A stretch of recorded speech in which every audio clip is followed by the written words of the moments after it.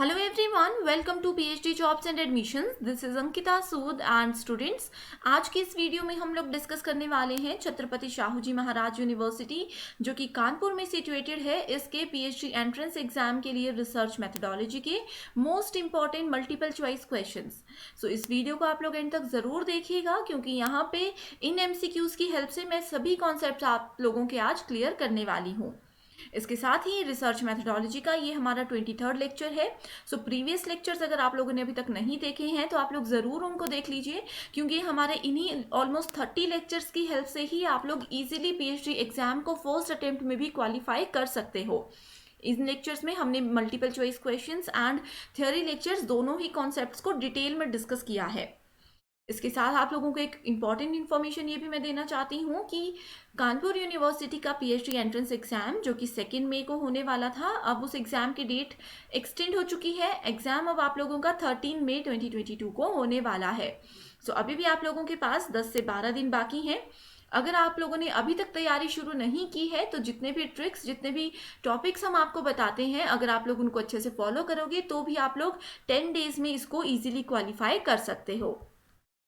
आप लोगों को ये भी पता होना चाहिए कि किसी भी गवर्नमेंट यूनिवर्सिटी में आपके PhD प्रोग्राम को 2 सेक्शंस में डिवाइड किया जाता है, that is paper 1 and paper 2 या फिर section A and section B। ठीक है। सो जो पेपर 2 होता है या सेक्शन B होता है ये आप लोगों का सब्जेक्ट सेंट्रिक पेपर होता है एंड पेपर 1 होता है कॉमन पेपर। इसमें रिसर्च मेथोडोलॉजी से 50 क्वेश्चंस पूछे जाते हैं। ठीक है। इसका मतलब ये है कि अगर आप लोग सिर्फ रिसर्च मेथोडोलॉजी को भी बहुत अच्छे से पढ़ लेते हो तो भी आप लोग किसी भी गवर्नमेंट यूनिवर्सिटी के PhD प्रोग्राम में फर्स्ट अटेम्प्ट में ही एडमिशन ले सकते हो। तो इसकी तैयारी के लिए हम आपके लिए लेकर आए हैं full syllabus updated notes, 10 full syllabus mock test, यानी कि रिसर्च मेथोडोलॉजी के हर एक टॉपिक पर सेपरेट मॉक टेस्ट आपको मिलेंगे। एंड ये जितने भी नोट्स हैं ये सभी अपडेटेड नोट्स हैं। इसमें most repeated, expected and important topics को कवर किया गया है एंड रियल लाइफ एग्जाम्पल के साथ प्रेजेंट किया गया है। इसके साथ ही हम आपको देते हैं मोस्ट एक्सपेक्टेड MCQ सीरीज जिसमें हम आपको देंगे 1000+ MCQs PDF on research methodology. So ये 1000+ MCQs ना सिर्फ आपके एंट्रेंस एग्जाम में आपकी हेल्प करेंगे बल्कि आपके जो इंटरव्यू प्रोसेस होता है उसमें भी आपकी बहुत ज़्यादा हेल्प करने वाले हैं। सो इस वीडियो को आप लोग एंड तक ज़रूर देखिएगा एंड इस कोर्स को परचेज करने के लिए, इसका सब्सक्रिप्शन लेने के लिए आप लोग स्क्रीन पर दिए गए नंबर पर व्हाट्सएप के थ्रू कांटेक्ट कर सकते हो एंड हमारा व्हाट्सएप ग्रुप भी ज्वाइन कर सकते हो। एंड इस कंप्लीट स्टडी मटेरियल की फ़ी है सिर्फ 599। तो स्टूडेंट्स अभी ऑफर चल रहा है, आप लोग देरी ना करें एंड जल्दी से इस कोर्स को आप लोग ज्वाइन कर सकते हो। एंड ये बिल्कुल गारंटीड कोर्स है क्योंकि हमारे बहुत से स्टूडेंट्स का हमें ये फीडबैक आता है कि हमारे इसी कंटेंट से उनके एग्जाम में 50 में से 30 to 40 क्वेश्चंस जो हैं वो एज इट इज़ पूछे गए थे। तो आप लोग देख सकते हो कि इन 10 डेज में भी आप लोग अच्छी से प्रिपरेशन कर सकते हो हमारे इसी कंटेंट के थ्रू। ठीक है, तो चलिए शुरू करते हैं। सो हमारा आज का पहला क्वेश्चन है, what type of sample involve some form of random selection so that every member of the sampling frame has an equal non-zero chance of being included in the sample। ठीक है। सो यहाँ पे आप लोग इसका हिंदी डिस्क्रिप्शन भी देख सकते हो। ठीक है, तो यहाँ पे बोला गया है कि वो कौन से टाइप का सैंपल है जिसमें कि रैंडम सिलेक्शन होता है। ठीक है, किसी तरह का रैंडम सिलेक्शन होता है वहां पे एंड इसमें क्या होता है, हर एक मेंबर को पूरा पूरा इक्वल चांस होते हैं कि उनका सिलेक्शन हो जाएगा and non zero chance of being included in the sample. ठीक है। सो पहला ऑप्शन है probability sampling, census equivalent sampling, zero bias sampling and non probability sampling. ठीक है। तो स्टूडेंट्स एक बात मैं आप लोगों को बता दूं, अगर आप लोगों ने सैम्पलिंग पे वीडियो अभी तक नहीं देखी है तो मैं सजेस्ट करूंगी कि आप लोग उसको ज़रूर देख लीजिए। 2 पार्ट्स में वो वीडियो मैंने ऐड की हुई है प्लेलिस्ट में एंड लिंक भी मैं डिस्क्रिप्शन बॉक्स में दे दूंगी क्योंकि सैम्पलिंग एक ऐसा टॉपिक है जहाँ से 3 to 4 क्वेश्चन ज़रूर पूछे जाते हैं एंड टफ क्वेश्चन नहीं होते। आप लोग सिर्फ एक बार उसको रीड कर लीजिए, एक बार वीडियो को देख लीजिए, आप लोग बहुत इजीली क्वेश्चंस को सॉल्व कर पाओगे। ठीक है। एंड मेजरली अगर हम बात करें तो आप लोग इस क्वेश्चन में ये 2 ऑप्शंस को तो पहले ही रिजेक्ट कर दो क्योंकि सैम्पलिंग से रिलेटेड जो क्वेश्चंस आते हैं वहाँ पे probability sampling and non probability sampling से ही आप लोगों को ऑप्शंस मिलेंगे। ठीक है। सो सबसे पहले आप लोगों को पता होना चाहिए प्रोबेबिलिटी क्या होती है। ठीक है, इसको बोलते हैं प्रायिकता नमूना। So probability sampling involves random selection. कहीं पे भी, जैसे एग्जाम में, अब आप लोगों ने अगर बेसिक डेफिनेशन पढ़ी होती प्रोबेबिलिटी सैम्पलिंग की, तो पहले ही लाइन में लिखा है कि प्रोबेबिलिटी सैम्पलिंग मतलब रैंडम सिलेक्शन। तो आप लोग यहीं से उसका आंसर दे सकते थे, आपको पूरा क्वेश्चन पढ़ने की भी जरूरत नहीं थी। ठीक है, सो ये क्या होता है, ये probability sampling involves random selection allowing you to make strong statistical inferences about the whole group। ठीक है, एंड इसके साथ ही non probability sampling involves non random selection based on convenience. ठीक है, किसी कन्वीनियंस या फिर किसी क्राइटेरिया के बेसिस पे ये क्या करता है, डेटा कलेक्शन में हमें हेल्प करता है। ठीक है, सो यहाँ पे हमारा राइट आंसर है option number 1, that is probability sampling. तो ये ट्रिक याद रखनी है, जहां पे भी रैंडम सिलेक्शन वर्ड आ गया, क्वेश्चन को भी पूरा मत पढ़िए, क्वेश्चन को भी पूरा मत समझिए, डायरेक्टली प्रोबेबिलिटी सैम्पलिंग पे टिक कर सकते हो। तो यहाँ पे कितना टाइम बच जाएगा आप लोगों का, है ना। सो इसी तरह के ट्रिक्स के लिए आप लोग हमें फॉलो कर सकते हो। ठीक है, सो अब एक क्वेश्चन यहाँ पे ये भी आ सकता है कि probability sampling and non probability sampling के क्या क्या टाइप्स होते हैं। सो प्रोबेबिलिटी सैम्पलिंग में पहला आता है सिंपल रैंडम सैम्पलिंग। ठीक है, उसके बाद आता है सिस्टेमैटिक सैम्पलिंग, उसके बाद आता है स्ट्रेटिफाइड सैम्पलिंग, एंड उसके बाद आता है क्लस्टर सैम्पलिंग। तो ये 4 होते हैं प्रोबेबिलिटी सैम्पलिंग के। यहाँ पे सिर्फ मैं नाम बता रही हूँ, डिटेल में जाना चाहते हो तो डिस्क्रिप्शन बॉक्स देख लीजिए, लिंक वहां पे मिल जाएगा। ठीक है, एंड नॉन प्रोबेबिलिटी सैम्पलिंग में आता है हमारे पास कन्वीनियंस सैम्पलिंग। ठीक है, दूसरा आता है पर्पसिव सैम्पलिंग, नेक्स्ट आता है स्नोबॉल सैम्पलिंग, एंड लास्ट आता है कोटा सैम्पलिंग। ठीक है, सो ये ऑप्शंस है, ये चारों नाम आप लोगों को याद रखने हैं। ठीक है, एंड स्टूडेंट्स, अगर ये कॉन्सेप्ट्स जो हैं, ये क्वेश्चन का आंसर आप लोगों को ऑलरेडी आता है, तो आप लोग क्या कर सकते हो, इसका आंसर नोट कर लीजिए, एक्सप्लेनेशन तो सुनिएगा जरूर, आंसर खुद नोट कीजिएगा एंड मुझे कमेंट करके बताइएगा कि आपने कितना स्कोर किया है। नेक्स्ट क्वेश्चन है, the most loosely structured research design is.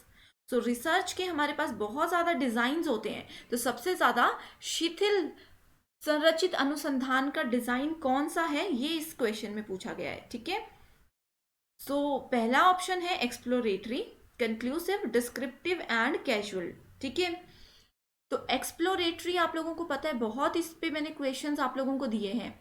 Exploratory का मतलब होता है किसी चीज को एक्सप्लोर करना। अब जैसे देखो, कोई रिसर्च हम करना चाहते हैं, रिसर्च का हमारा एक ऐसा टॉपिक है जिसके बारे में हमें बिल्कुल भी नॉलेज नहीं है या थोड़ा सा नॉलेज है, यानी कि मान लीजिए 10% नॉलेज है। ठीक है, बाकी का जो चीज़ें हैं, कैसे ये काम करता है, बाकी जो भी चीज़ें हैं वो सब हम खुद एक्सप्लोर करेंगे, खुद से खोज करेंगे, उसकी खोजपूर्ण। ठीक है, खोज, हम किस चीज़ की खोज करते हैं, जिसके बारे में हमें नहीं पता होता है या थोड़ा सा पता होता है, बाकी का नॉलेज हम लेना चाहते हैं। तो खोजपूर्ण यानी कि एक्सप्लोरेटरी रिसर्च। तो सबसे ज़्यादा लूजली स्ट्रक्चर्ड कौन है, दूसरा है conclusive, descriptive and casual research. ठीक है, सो कंक्लूसिव रिसर्च क्या होता है। ठीक है, conclusive research meant to provide information that is useful in reaching conclusion और डिसीजन मेकिंग। ठीक है, कंक्लूजन एंड डिसीजन मेकिंग से रिलेटेड जहां पे भी टर्म आएगी, यानी कि हमने पूरी रिसर्च कर दी, फाइनल हमारा क्या रिजल्ट आता है, किस निर्णय पे हम लोग पहुंच रहे हैं। ठीक है, निर्णय, डिसीजन मेकिंग। ठीक है, सो किस निर्णय पे हम लोग पहुंचते हैं, कैसे पहुंचते हैं, ये जरूरी नहीं है, फाइनल कंक्लूजन क्या है ये जरूरी है, तो वो होगा कंक्लूसिव रिसर्च। ठीक है, नेक्स्ट आता है डिस्क्रिप्टिव रिसर्च। सो डिस्क्रिप्टिव का मतलब होता है किसी चीज को डिस्क्राइब करना। यहाँ पे हमारी प्रॉब्लम क्या है, हम सिर्फ इस प्रॉब्लम को डिस्क्राइब करेंगे कि कैसे आई, क्यों आई, how to solve this problem, यानी कि इस प्रॉब्लम को कैसे सॉल्व करेंगे ये इंपॉर्टेंट नहीं है, इस चीज को हम डिस्क्राइब नहीं करते हैं। ठीक है, कंक्लूजन में क्या प्रोसेस है, क्यों प्रोसेस है, कैसे हमने काम किया, ये इंपॉर्टेंट नहीं है, सिर्फ आंसर से मतलब है। डिस्क्रिप्टिव में कैसे प्रॉब्लम आई, इसका क्या सॉल्यूशन हो सकता है, ये हम बताते हैं, लेकिन इसका सॉल्यूशन ढूंढ कर नहीं देते हैं। एंड लास्ट आता है कैजुअल रिसर्च। सो ये एक टाइप है कंक्लूसिव रिसर्च का, इसको नोट कर लीजिए। कैजुअल रिसर्च एक कंक्लूसिव रिसर्च का ही टाइप है, which attempts to establish a cause and effect relationship. Cause and effect relationship, यानी कि जहां पे भी कैजुअल टर्म नजर आएगी तो कॉज एंड इफेक्ट को आप लोगों ने राइट आंसर सेलेक्ट कर देना है, ज्यादा डिटेल में जाना ही नहीं है। ठीक है। सो किसी भी चीज़ का, किसी भी वेरिएबल का रिलेशनशिप बताता है एंड उसका कॉज एंड इफेक्ट बताता है हमें कैजुअल रिसर्च। ठीक है। सो इधर हमारा राइट आंसर होगा option number 1, that is exploratory research. तो सबसे लूजली स्ट्रक्चर्ड होता है, शिथिल संचरित होता है ये। ठीक है। Next question is which of the following statements on testing of hypothesis is always true. तो हाइपोथेसिस से यहाँ पे क्वेश्चन पूछा गया है, यानी कि अनुमान लगाने से रिलेटेड क्वेश्चन पूछा गया है, परिकल्पना से क्वेश्चन पूछा गया है। तो मैं बहुत बार बता चुकी हूँ कि परिकल्पना यानी कि हाइपोथेसिस से 4 to 5 क्वेश्चंस एग्जाम में ज़रूर आते हैं। रिसर्च एथिक्स से 4 to 5 क्वेश्चन ज़रूर आते हैं। ठीक है। जो स्टेप्स होते हैं रिसर्च के, वहाँ से क्वेश्चन ज़रूर आते हैं। ठीक है। कैरेक्टरिस्टिक्स ऑफ रिसर्च, वहाँ से क्वेश्चन ज़रूर आते हैं। तो ये कुछ ऐसे टॉपिक्स हैं जिनको आप लोग बिल्कुल भी मिस नहीं कर सकते। ठीक है। इसके साथ ही मैंने आप लोगों को सैम्पलिंग बताया है। सो ये भी हाइपोथेसिस की डायरेक्ट डेफिनेशन पूछी गई है। ठीक है, कि जब हम किसी हाइपोथेसिस को टेस्ट करते हैं तो कौन सी स्टेटमेंट ट्रू होगी, डायरेक्ट डेफिनेशन है। थ्योरी लेक्चर्स देखे हैं तो आंसर जल्दी से कर दोगे। पहला ऑप्शन बोलता है when the null hypothesis is rejected. ठीक है, जब नल हाइपोथेसिस को हम लोग रिजेक्ट कर देते हैं 5% पे, ठीक है, it is always rejected at 1%। तो ये बोलते हैं कि अगर हमने 5% पे उसको रिजेक्ट कर दिया तो हम 1% पे भी उसको रिजेक्ट कर सकते हैं। दूसरा बोलता है कि जब नल हाइपोथेसिस को हमने 1% पे ही रिजेक्ट कर दिया था तो उसको 5 पे तो रिजेक्ट करेंगे ही करेंगे। ठीक है। तीसरा ऑप्शन बोलता है जब एक नल हाइपोथेसिस को हमने 1% पे रिजेक्ट नहीं किया तो उसको हम लोग 5% पे रिजेक्ट करेंगे। एंड लास्ट बोलता है no defined assertion can be made, यानी कि 1%, 5%, 10% का यहाँ पे कोई असर्शन नहीं है, ये डिपेंड करता है रिसर्च पे। तो ये बिल्कुल बेसिक क्वेश्चन है नल हाइपोथेसिस से रिलेटेड। सो इसमें राइट आंसर है हमारे पास ऑप्शन नंबर 2, जिसमें बोला गया है कि अगर किसी हाइपोथेसिस को हम 1% पे ही रिजेक्ट कर देते हैं तो दिखती सी बात है कि 1% पे रिजेक्ट हो गए तो 5% पे तो होना ही था। ठीक है। अब मान लीजिए, इसका एक एग्जाम्पल मैं देती हूँ। ठीक है, अब मान लीजिए कि हम किसी प्रॉब्लम में फंस चुके हैं। ठीक है, उस प्रॉब्लम का सॉल्यूशन हम लोग ढूंढ रहे हैं। तो सॉल्यूशन ढूंढने के लिए क्या होता है, हम कुछ गेस करते हैं। मैंने कुछ गेस किया, कुछ सजेशन दिया, मेरी फ्रेंड ने कुछ गेस किया, कुछ सजेशन दिया। तो होता क्या है, जैसे कोई गेस करते हैं हम बोलते हैं नहीं यार ये आइडिया काम नहीं करेगा, तो हमने 1% पे यानी कि उसको इम्प्लीमेंट करना या उसको ज़्यादा सोचने से पहले ही हमने उसको रिजेक्ट कर दिया। तो जिस आइडिया को हम 1% पे 1 मिनट में रिजेक्ट कर देते हैं तो बाद में 5 मिनट में जाकर भी क्या हो जाएगा। ठीक है। सो यहाँ पे राइट आंसर है ऑप्शन नंबर 2। नेक्स्ट क्वेश्चन है fundamental research is otherwise called. So fundamental research को और क्या बोला जाता है, यस ये इंपॉर्टेंट है। सो टाइप्स ऑफ रिसर्च की जितने भी लेक्चर्स हैं वो भी आप लोग देख लीजिए, बहुत इंपॉर्टेंट है। एंड मैंने रियल लाइफ एग्जाम्पल के साथ सब कुछ वहाँ पे बताया है आप लोगों को। ठीक है। सो fundamental research is action research, survey research, pilot study या फिर प्योर रिसर्च। ठीक है। सो फंडामेंटल का मतलब होता है बेसिक रिसर्च। ठीक है। फंडामेंटल रिसर्च होता है, अब जैसे मान लीजिए कि हम लोग देख रहे हैं कि हमारे बॉडी में कितने ऑर्गन्स हैं। ठीक है, मैंने देख लिया कि मेरी बॉडी में कितने ऑर्गन्स हैं, ह्यूमन बॉडी में कितनी हड्डियां होती हैं। ये नॉलेज हम लोगों ने ले लिया, इस बारे में हमने रिसर्च की, डॉक्टर से पूछा या फिर इंटरनेट पे सर्च किया, गूगल किया, कुछ भी किया। ठीक है, ये हमने नॉलेज कलेक्ट कर लिया, ये होता है फंडामेंटल रिसर्च। नॉलेज ले लिया, आगे अब मेरे किस काम का, किसी भी काम का नहीं है। ना मैं मेडिकल स्टूडेंट हूँ, ना मैं डॉक्टर बनना चाहती हूँ, ना मेरी कोई हड्डी टूटी है कि मैं देखूँ कितनी हड्डियाँ होती हैं हमारी बॉडी में। ठीक है।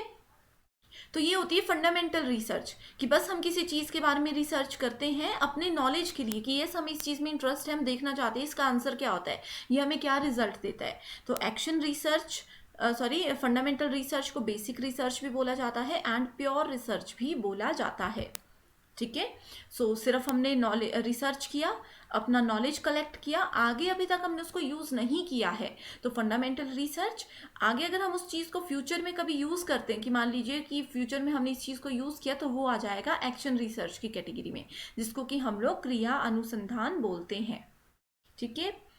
नेक्स्ट क्वेश्चन है। ठीक है। सो यहाँ पे आंसर होगा प्योर रिसर्च। सो यहाँ पे नेक्स्ट क्वेश्चन है हमारे पास, a document which presents the research problem.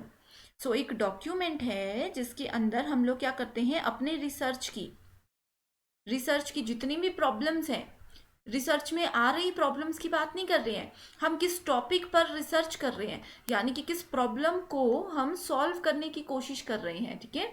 Document which present the research problem, its significance and an apparently credible way to address the same is called. तो ये बहुत easy question है।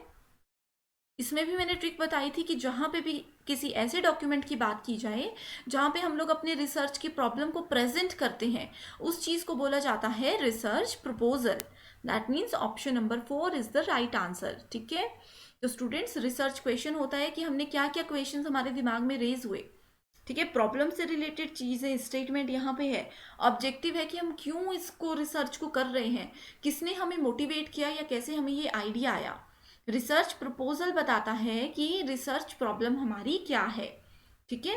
So students, ये थे हमारे आज के अभी के 5 क्वेश्चंस। इसके अलावा अगर किसी पर्टिकुलर टॉपिक पे आप लोग हमें एमसीक्यूज लेकर आना चाहते हो या कोई पर्टिकुलर टॉपिक आप लोगों को प्रॉब्लमेटिक लग रहा है, आप लोग उसके रियल लाइफ एग्जांपल्स के साथ उसको समझना चाहते हो, तो आप कमेंट करके हमें बताइएगा। हमारी टीम डेफिनेटली जल्दी से जल्दी उस पर काम करेगी, ठीक है।